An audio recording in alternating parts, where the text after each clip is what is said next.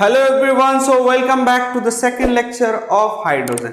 In the first lecture we have already learned about the preparation of hydrogen, that means laboratory preparation and also Bosch process. In today's class we are going to start from electrolysis. So what is electrolysis? सबसे पहले देखते हैं. Now the term अगर electrolysis देखिएगा तो electro ये electricity and lysis means breakdown. तो breakdown with the help of electric current. कोई भी चीज का electric current के help से breakdown होना इसको हम लोग electrolysis बोलते हैं. Now अगर water के केस में ले तो वाटर की कंपोजिशन, वाटर किससे मिलकर बना हुआ है? एज वी नो वाटर किससे मिलकर बना? Hydrogen and oxygen. तो वाटर का हाइड्रोजन एंड ऑक्सीजन में ब्रेक होना with the help of electric current is called electrolysis of water. तो डेफिनेशंस देखते हैं. Now breakdown of water into its composition with the help of electric current is called electrolysis of water. तो ये था आपको electrolysis of water किसको बोलते हैं. तो इलेक्ट्रोलाइसिस ऑफ वाटर जब ब्रेक डाउन होगा तो देखिए हमारा यहाँ पे प्रिपरेशन ऑफ हाइड्रोजन है ना, तो हाइड्रोजन गैस प्रोड्यूस होगा. जब अगर हम लोग इसका एक रिएक्शंस देखते हैं कैसे होता है तो देखिएगा water, I am taking water here. देखिए H2O जब इलेक्ट्रिसिटी पास होता है, याद रखिएगा यहाँ पे एसिडिफाइड लिखा हुआ है, एसिडिफाइड वाटर. क्यों? उसको आगे देखेंगे. ठीक है. जब वाटर से इलेक्ट्रिक करंट पास होता है तो वाटर जो है अपने कंपोजिशन किस किस से मिलकर बना हुआ है? देखिए हाइड्रोजन एंड ऑक्सीजन, उसमें ब्रेक हो जाता है. इस प्रोसेस को इलेक्ट्रोलाइसिस ऑफ वाटर बोलते हैं. अगर बैलेंस करना है तो देखिए यहाँ पे 2 देते हैं, यहाँ पे 2 देते हैं, 4 हो गया, ऑक्सीजन 2. ओके. तो ये आपका पहला तो एक चीज समझ गया. इलेक्ट्रोलाइसिस ऑफ वाटर का मतलब क्या होता है? Breakdown of water into its composition with the help of electric current is called electrolysis of water. Reactions कैसा हो रहा है? यहाँ पे 2-3 चीज आपको सीखना होगा. ये एसिडिफाइड वाटर क्यों बोला है? तो याद रखना डिस्टिल वाटर जो होता है ना, मतलब प्योर वाटर जो होता है वो bad conductor of heat and electricity होता है. तो वहां से इलेक्ट्रिसिटी पास ही नहीं होगा तो ये प्रोसेस तो कंप्लीट होना पॉसिबल नहीं है. इसी वजह से some amount of acid, basically sulphuric acid का कुछ ड्रॉप को उसमें क्या किया जाता है? उसमें ड्रॉप कर दिया जाता है सल्फ्यूरिक एसिड का, जो क्या करता है वाटर का जो मॉलिक्यूल्स है वाटर को ब्रेक कर देता है और इसके वजह से वो फ्री आयन जनरेट हो जाता है और फिर इलेक्ट्रिसिटी पास होना स्टार्ट हो जाता है. तो देखिएगा distil water doesn't conduct electricity. Distil water conduct नहीं करता electricity due to absence of free ion. Free ion किसको बोलते हैं? समझिए चार्ज पार्टिकल जो फ्रीली मूव कर पाए उसको फ्री आयंस बोलते हैं. ठीक है. तो due to absence of free ion on acidification, जब हम लोग एसिडिफाइड करते हैं मतलब जब उसमें एसिड डालते हैं, द एसिड जिस एसिड को डाल रहे हैं help to dissociate water into, उसका कंपोजिशन क्या है? H+ एंड OH- में हाइड्रोजन को क्या करता है? देखिए ये आपका सपोज कर लेते हैं अगर ऐसा है वाटर का, अगर स्ट्रक्चर अगर देखिएगा ना तो ऐसा होता है. ये आपको वाटर का स्ट्रक्चर है, पूरा डिटेल में मत जाइए, इसको ब्रेक कर देता है. तो यहाँ पे आपका क्या बन जाएगा? OH- बन जाएगा और H+ पे कौन करेगा? एसिड की हेल्प से वो क्या करता है? अपने आप को डिसोसिएट कर लेता है इनटू इट्स आयन, एक पॉजिटिव एक नेगेटिव, हेंस स्टार्ट कंडक्टिंग. ये पूरा प्रोसेस इलेक्ट्रोलाइसिस होता है. तो ये पूरा प्रोसेस होता कहाँ पे है? उसको हम लोग बोलते हैं इलेक्ट्रोलाइटिक सेल. देखिए होता कैसे है प्रोसेस पूरा देखिएगा. यहाँ पे वाटर ले लिया है और ये जो 2 आपको दिख रहा है ये वाला, इसको हम लोग बोलते हैं इलेक्ट्रोड्स. इलेक्ट्रोड्स मतलब जहाँ पे पॉजिटिव चार्ज और नेगेटिव टर्मिनल कनेक्ट होता है. यहाँ पे आपको एक्स्ट्रा बैटरी है. ये आपका क्या है? वायर्स के थ्रू हम लोग यहाँ पे क्या कर दिए? यहाँ से इलेक्ट्रिसिटी सप्लाई कर रहे हैं. ठीक है. तो देखिए इलेक्ट्रोड्स आपका 2 होता है, एक होता है एनोड, एक होता है कैथोड. तो याद रखना है कैथोड जो होता है वो नेगेटिव होता है, एनोड जो होता है वो पॉजिटिव होता है. सर अगर भूल जाए तो क्या याद रखिएगा? कार्टून नेटवर्क याद रखिएगा. Cartoon that means cathode, network that means negative. तो कार्टून नेटवर्क अगर याद रखिएगा तो कैथोड नेगेटिव हो गया तो एनोड क्या होगा? ऑब्वियसली पॉजिटिव होगा. तो बैटरी का पॉजिटिव टर्मिनल जिस इलेक्ट्रोड से कनेक्ट रहता है, इलेक्ट्रोड से एक्चुअली कुछ नहीं होता है, रड होता है जो वाटर में डिप किया रहता है. ठीक है. जो आपका बैटरी का कोई टर्मिनल 2 अलग अलग टर्मिनल से कनेक्ट है, जो पॉजिटिव टर्मिनल से रड कनेक्ट होगा उसको हम लोग एनोड बोलेंगे और जो नेगेटिव टर्मिनल से रड कनेक्ट होगा उसको हम लोग कैथोड बोलेंगे. तो इसको हम लोग इलेक्ट्रोड्स बोलते हैं और इसकी इनसाइड में वाटर है.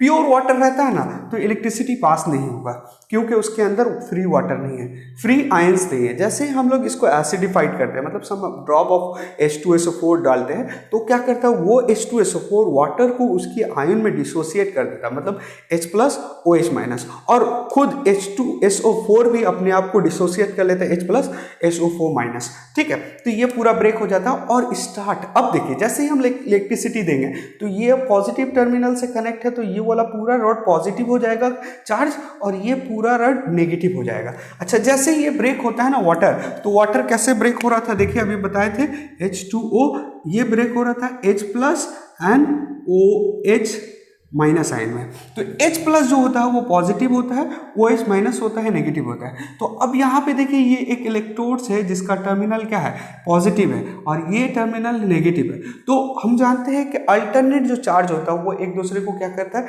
अट्रैक्ट करता है। तो नेगेटिव जो आयंस इसमें होगा वाटर के अंदर, वो किसके पास आने का कोशिश करेगा, इसके पास आने की कोशिश करेगा, मतलब एनोड के पास आने की कोशिश करेगा। और पॉजिटिव जो पार्ट आपका आयंस होगा वो किसके पास जाने की कोशिश करेगा, कैथोड के पास जाने की कोशिश करेगा। तो इस तरह फ्लो ऑफ आयंस स्टार्ट हो जाता है और इलेक्ट्रिसिटी कंडक्ट होना स्टार्ट होता है। तो ये पूरा प्रोसेस था इलेक्ट्रोलाइसिस, इलेक्ट्रिसिटी के जरिए वाटर का इस कंपोजिशन में ब्रेक करना।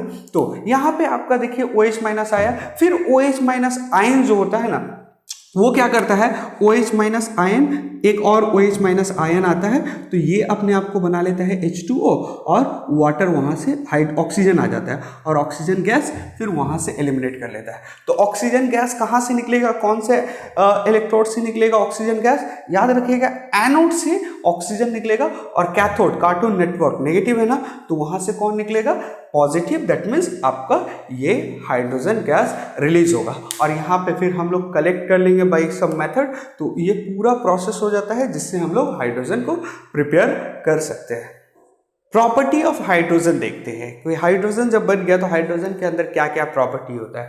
तो देखिए सबसे पहला एक्शन ऑन लिटमस। हमको पता है लिटमस पेपर क्या होता है, एसिड क्या करता है, टर्न करता है ब्लू लिटमस टू रेड करता है, और बेस क्या करता है, रेड लिटमस टू ब्लू करता है। लेकिन हाइड्रोजन जो है ना इज अ न्यूट्रल है, तो ये लिटमस पेपर में कोई चेंजेस नहीं करता है, इससे कोई इफेक्ट नहीं करता है। तो एक्शन ऑन लिटमस पे क्या होगा, hydrogen is neutral, hence doesn't affect the colour of litmus. ये लिटमस का कलर को चेंज नहीं करता है, ठीक है, ना ही ब्लू से रेड, ना ही रेड से ब्लू। क्यों, क्योंकि ये आपका न्यूट्रल होता है। चलिए उसके बाद आता है कंबसिबिलिटी मतलब क्या होता है, वो बर्न होता है कि नहीं, या बर्न करने में हेल्प करता है कि नहीं। जैसे ऑक्सीजन क्या देखिएगा, वो क्या करता है, बर्न करने में हेल्प करता है। हाइड्रोजन क्या है ना, कंबर्स है, मतलब वो खुद बर्न हो जाता है, ठीक है। तो hydrogen is combustible gas, it burn itself, वो अपने आप को खुद बर्न कर लेता है। फॉर एग्जाम्पल अगर एयर में उसको लाते हैं ना, तो एयर का ऑक्सीजन से कंबाइन करके वो आपका क्या करता है, वाटर बना लेता है, ठीक है, और एक ब्लू फ्लेम क्रिएट करता है और वाटर बना लेता है, ठीक है। तो क्या है, hydrogen is a combustible gas, it burn itself. Now pure hydrogen जो होता है ना, burn in air with a pale blue flame forming water. इसको आगे देखेंगे। तो हम लोग वाटर, अगर प्योर हाइड्रोजन को एटमॉस्फेयर में लेके आए, तो एटमॉस्फेयर को ऑक्सीजन से वो कंबाइन करके पेल ब्लू कलर का क्रिएट करेगा और वाटर फॉर्म क्रिएट कर देगा, और लार्ज अमाउंट ऑफ हीट भी जनरेट होता है। चलिए ये दो आपका प्रॉपर्टी था। अब आते हैं कुछ रिएक्शंस विथ नॉन मेटल। आपको पता है नॉन मेटल किसको बोलते हैं, ठीक है, जिसके लास्ट सेल में बेसिक कंसेप्ट के लिए हम लोग ऐसा पढ़े, if last cell contain 5, 6, 7, 8 electron then it is non-metal। तो actions of hydrogen with non metal. तो नॉन मेटल से जो हम लोग देख रहे हैं, पहला विथ ऑक्सीजन देखिए ऑक्सीजन की लास्ट सेल में कितना होता है, 6 इलेक्ट्रॉन होता है, दैट मीन्स ये आपका क्या है, आपका नॉन मेटल है। तो एक्शंस विथ ऑक्सीजन जो हम लोग ऊपर पढ़े वही है। हाइड्रोजन किससे कंबाइन करेगा, ऑक्सीजन से, टू फॉर्म करेगा वाटर एंड हीट जनरेट होगा, burn with pail blue flame, जो आपको यहाँ पे आपको बताया वही चीज है, ठीक है। वहाँ पे एयर लिया था, एयर का एक्चुअली ऑक्सीजन से ही कंबाइन करता है। एयर जब लेते हैं ना तो ऑक्सीजन से ही कंबाइन करता है, क्योंकि नाइट्रोजन तो ज़्यादा रिएक्टिव होता नहीं। तो ये आपका हाइड्रोजन ऑक्सीजन से कंबाइन करके वाटर फॉर्म करता है और पेल ब्लू फ्लेम और हीट जनरेट होता है। हाँ, with chlorine. Reactions with chlorine क्या होता है, नॉर्मली आप क्लोरीन एंड हाइड्रोजन को लेके जाइएगा तो कोई रिएक्शंस नहीं होगा, तो लेकिन डिफ्यूज सनलाइट में उसको थोड़ा देर के लिए छोड़ दीजिएगा तो वो क्या होगा, इंटरमिक्स होगा एंड हाइड्रोजन क्लोराइड बनाएगा, HCl जिसको बोलते हैं, वो कलरलेस होता है। इसको आप ऐसे समझ सकते हैं, देखिए क्लोरीन का जो कलर होता है ना, क्लोरीन गैस जो होता है उसका कलर येलो होता है, ठीक है। तो हम एक जार में क्लोरीन लिया, एक जार में आपको क्या लिया, हाइड्रोजन गैस। हाइड्रोजन गैस क्या होता है, कलरलेस होता है, और क्लोरीन क्या होता है, येलो होता है। इस दोनों को एक दूसरे में क्या कर दिया, इन्वर्ट करके थोड़ी देर के लिए आपको डिफ्यूज सनलाइट में हम छोड़ दिए। सनलाइट में छोड़ने से क्या हो रहा है ना, और उसके बाद ये जब दोनों गैस आपस में मिक्स हो रहा है तो येलोइश कलर जो है क्लोरीन का आहिस्ता आहिस्ता डिसअपेयर हो जा रहा है, येलो कलर खत्म हो जा रहा है। क्यों खत्म हो रहा है, क्योंकि हाइड्रोजन, ये जो क्लोरीन है हाइड्रोजन से कंबाइन करके HCl बनाता है, जिसका कलर क्या होता है, कलरलेस होता है। इस वजह से आहिस्ता आहिस्ता वो कलरलेस हो जाता है। चलिए ये भी आपका क्लियर हो गया। उसके बाद रिएक्शंस विथ नाइट्रोजन, नाइट्रोजन से रिएक्शन, इसको हाइबर्स प्रोसेस भी बोलते हैं, अमोनिया का फॉर्मेशन, ये इंपॉर्टेंट रिएक्शन है, इसको याद रखिएगा। नॉर्मली क्या है ना, hydrogen nitrogen and hydrogen combine नहीं करता है, ऐसे आप लेके आइएगा तो एक दूसरे से रिएक्ट नहीं करेगा, क्योंकि अभी आपको पता है ऑक्सीजन से कंबाइन करता है। अगर हाइड्रोजन नाइट्रोजन से कंबाइन कर लेता तो एयर में सबसे ज़्यादा तो नाइट्रोजन ही है, उसी से कंबाइन कर लेता उसी वक्त, लेकिन उस वक्त ऑक्सीजन से कंबाइन करता है। तो लेकिन इसको अगर इन प्रेजेंस ऑफ आप आयरन है एंड सर्टेन प्रेशर 3 atm, और मतलब इतना प्रेशर दीजिएगा और टेम्परेचर को मेंटेन करिएगा, मतलब catalyst and with certain criteria आप जब रखिएगा तो नाइट्रोजन और हाइड्रोजन कंबाइन करता है और अमोनिया फॉर्म करता है और हीट जनरेट होता है, और इसी प्रोसेस को हम लोग हाइबर्स प्रोसेस बोलते हैं। ये फॉर्मेशन ऑफ अमोनिया में भी आपका काम आएगा। चलिए, और एक नॉन मेटल जो हम लोग देख रहे हैं यहाँ पे वो है सल्फर। ये भी आपको रिएक्शन इंपॉर्टेंट इस वजह से हो जाता है क्योंकि यहाँ पे स्मेल का आपका काम आता है, ठीक है, स्मेल जनरेट होता है। तो हाइड्रोजन जो है वो आपका सल्फर, नॉर्मल सल्फर से नहीं, सल्फर अगर मोल्टेन स्टेट में है तो उससे कंबाइन करता है और H2S हाइड्रोजन सल्फाइड बनाता है, जिसका स्मेल जो होता है रोटेन एग की तरह होता है। तो ये आपका कुछ प्रॉपर्टीज था, रिएक्शंस विद नॉन मेटल्स था। प्रॉपर्टी में अब हम लोग देखेंगे reactions with metals. Reactions with metals में 2-3 आपको याद रखना है। Reactions with metals such as potassium, sodium and calcium, इससे जब रिएक्शन करता है ना तो क्या करता है, मेटल हाइड्राइड। मेटल हाइड्राइड मतलब जो मेटल रहेगा उसको लिखिएगा और हाइड्राइड लिख दीजिएगा, ठीक है। तो give corresponding metal hydride. For examples देखिए, सोडियम से रिएक्ट करता है तो सोडियम हाइड्राइड बना लेता है। अच्छा, ये आपको उसके बाद फिर ये पोटासियम से रिएक्ट करता है तो पोटासियम हाइड्राइड बना लेता है, और फिर कैल्शियम से रिएक्ट करता है तो कैल्शियम हाइड्राइड बना लेता है। तो मेटल हाइड्राइड प्रोड्यूस करेगा, क्या प्रोड्यूस करने का है, मेटल हाइड्राइड प्रोड्यूस करेगा। ये बैलेंस नहीं है, बैलेंस कर लीजिएगा आप, यहाँ पे बैलेंस करने के लिए 2 दे सकते हैं, और फिर यहाँ पे भी वैसे ही 2 दीजिएगा, हाइड्रोजन बैलेंस हो गया, ये कैल्शियम ये बैलेंस है। तो देखिए कैसे कर रहा है, पहला रिएक्शन विथ मेटल से, मेटल्स कौन कौन सा है, चाहे सोडियम लीजिए या पोटासियम लीजिए या कैल्शियम लीजिए, जब इससे रिएक्ट करता है तो मेटल हाइड्राइड्स बनाता है। कौन सा hydride, metal hydride. Metal hydride में कौन सा मेटल रहेगा, जो मेटल यहाँ पे लीजिएगा उसका हाइड्राइड बन जाएगा। अगर सोडियम लिया, पोटासियम लिया तो पोटासियम हाइड्राइड बन रहा है, कैल्शियम लीजिएगा तो कैल्शियम हाइड्राइड बनेगा। चलिए, रिएक्शंस विथ मेटल ऑक्साइड, यहाँ पे मेटल था सिर्फ नॉर्मली, यहाँ पे मेटल ऑक्साइड। मेटल ऑक्साइड मतलब वो मेटल जिसके साथ ऑक्सीजन है। तो बेसिकली क्या करता है हाइड्रोजन ना, उस ऑक्सीजन को रिमूव कर देता है, उस मेटल के साथ जो ऑक्सीजन है उसको रिमूव कर देता है, ठीक है। तो क्या करता है, remove oxygen and form metals and H2O। और वो जो आपको ऑक्सीजन को रिमूव करता है वो ऑक्सीजन खुद एक्सेप्ट कर लेता है और हाइड्रोजन और ऑक्सीजन मिलकर वाटर फॉर्म कर लेता है और वो मेटल अलग हो जाता है, ठीक है। तो फॉर एग्जांपल देखिएगा, यहाँ पे हम लोग जिंक लिया, देखिए जिंक ऑक्साइड है और ये कॉपर ऑक्साइड है। तो जिंक ऑक्साइड जब रिएक्ट करता है हाइड्रोजन से तो ये मेटल को निकाल देता है, ये जो आपका ऑक्सीजन है उसको निकाल देता है, और ऑक्सीजन कंबाइन किसके साथ कर लेता है, हाइड्रोजन के साथ। तो क्या फॉर्म करता है, वाटर फॉर्म करता है और जिंक अलग हो गया, ठीक है। इसी तरह यहाँ पे भी कॉपर के साथ रिएक्ट करता है तो कॉपर, ये ऑक्सीजन किसके साथ चला गया, हाइड्रोजन के साथ, तो क्या करता है, कॉपर अलग हो गया और ये पूरा मिलके क्या बन गया, वाटर फॉर्म कर लिया। ये था आपका पूरा property of hydrogen. Uses of hydrogen, hydrogen का यूज देखेंगे तो बहुत सारे यूजेस हैं, कुछ पॉइंट्स को लिखे हैं। For cutting and welding of metals, for cutting and welding of metals में हम लोग हाइड्रोजन को यूज़ करते हैं। हम लोग सुने ना hydrogen welding, oxygen welding. Actually क्या है, हाइड्रोजन को जब हम लोग हाइड्रोजन जब वाटर ऑक्सीजन से रिएक्ट करता है ना तो huge amount of energy release होता है एंड वाटर फॉर्म होता है। तो देखिए when hydrogen and oxygen burn it gives a very hot flame. इसका टेम्परेचर कितना होता है, नियर अबाउट देखिएगा 2800 सेंटीग्रेड, तो 2800 सेंटीग्रेड तक का टेम्परेचर को जनरेट करता है जब हाइड्रोजन एंड ऑक्सीजन बर्न करता है एक साथ। तो जिस फ्लेम को हम लोग बोलते हैं ऑक्सी हाइड्रो फ्लेम, वो जो फ्लेम बन रहा है ऑक्सीजन एंड हाइड्रोजन का कंबाइन करने से, बर्न होने से, जिसका टेम्परेचर नियर अबाउट 2800 सेंटीग्रेड होता है, इसको हम लोग बोलते हैं ऑक्सी हाइड्रोजन फ्लेम। ये ऑक्सी हाइड्रोजन फ्लेम के जरिए कोई भी मेटल को कट करने के लिए या कोई मेटल को वेल्ड करने के लिए हम लोग इस फ्लेम का यूज करते हैं। तो वो हाइड्रोजन किसके लिए यूज हो रहा है, for cutting and welding purpose of metals. Now second one, as a fuel, fuel के रिस्पेक्ट में यूज होता है, ये आपको पता है, रॉकेट वगैरह हो गया या गाइडेड मिसाइल जो हो गया, इसमें हम लोग क्या करते हैं, फ्यूल के रिस्पेक्ट में यूज करते हैं, बिकॉज इससे जो है पॉल्यूशन उतना क्रिएट नहीं होता है। ठीक है, now for hydrogenation of vegetable oil. Hydrogenation का मतलब क्या है, वेजिटेबल ऑयल मतलब वेजिटेबल ऑयल जो लिक्विड फॉर्म में होता है ना, उस लिक्विड को हम लोग हाइड्रोजन से ट्रीट करते हैं, वो वेजिटेबल ऑयल को हाइड्रोजन से ट्रीट करते हैं, मतलब रिएक्शंस कराते हैं इन प्रेजेंस ऑफ निकल। तो वो जो लिक्विड ऑयल था वो कन्वर्ट हो जाता है सॉलिड ऑयल में, जिसको हम लोग घी बोलते हैं, वनस्पति घी। वही पूरा प्रोसेस को हाइड्रोजनेशन ऑफ क्या बोल सकते हैं, वेजिटेबल ऑयल बोलते हैं। Now conversion of vegetable oil into solid vegetable oil, vegetable ghee, वनस्पति घी, on treating with hydrogen in presence of nickel catalyst is called hydrogenation। मतलब समझ में आएगा हाइड्रोजनेशन किसको बोलते हैं, ये शॉर्ट में पूछा जा सकता है। क्या कर रहे हैं, हाइड्रोजन वेजिटेबल जो ऑयल है उसको हम लोग किस में कन्वर्ट करते हैं, वनस्पति घी या वेजिटेबल सॉलिड में, मतलब वेजिटेबल ऑयल को वनस्पति घी में कन्वर्ट करना, किसके साथ ट्रीट करके, हाइड्रोजन के साथ ट्रीट करके, किसके प्रेजेंस में, निकल के प्रेजेंस में। इस पूरे प्रोसेस को क्या बोलते हैं, हाइड्रोजनेशन बोलते हैं।